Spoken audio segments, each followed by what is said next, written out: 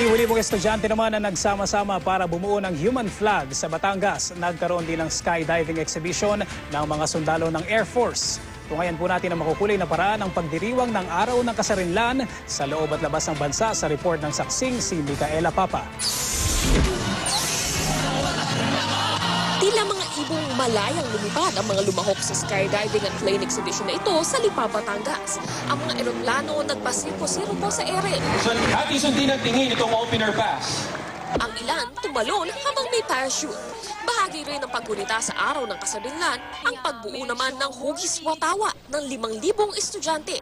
Kung sa Batangas may human flag, sa Olongapo naman, gawa sa mga kinulayang plastic bottle ang ibinidang watawa. Sa Lawag, may hinabing watawat na yari sa Abel, Iloco, telang ipinagmamalaki ng Ilocanja. Habang sa Lucena, Quezon, disenyo sa kanilang matamis na yema cake ang 3 stars in the sun.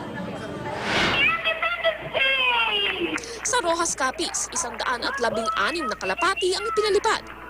Pinasinayaan din ang isang free expression wall para maging daan sa malayang pagpapahayag ng mga residente.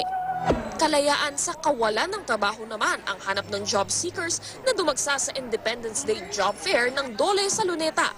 Yan ay kahit pa bagyaraw bumaba ang unemployment rate.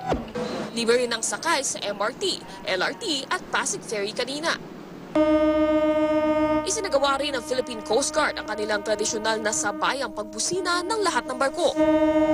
Nauna nang isinagawa ang selebrasyon ng mga Pinoy sa Kuala Lumpur, Malaysia. Bukod sa parada, naging malafiesta rin ang selebrasyon dahil sa mga nakahandang pagkaing Pinoy. Proud to be Pinoy rin ang mga kababayan natin sa Hong Kong habang suot ang ating mga tradisyonal na kasuotan at nagpasikla pa sa kanilang street dance. Ako si Micaela Papa, ang inyong saksi.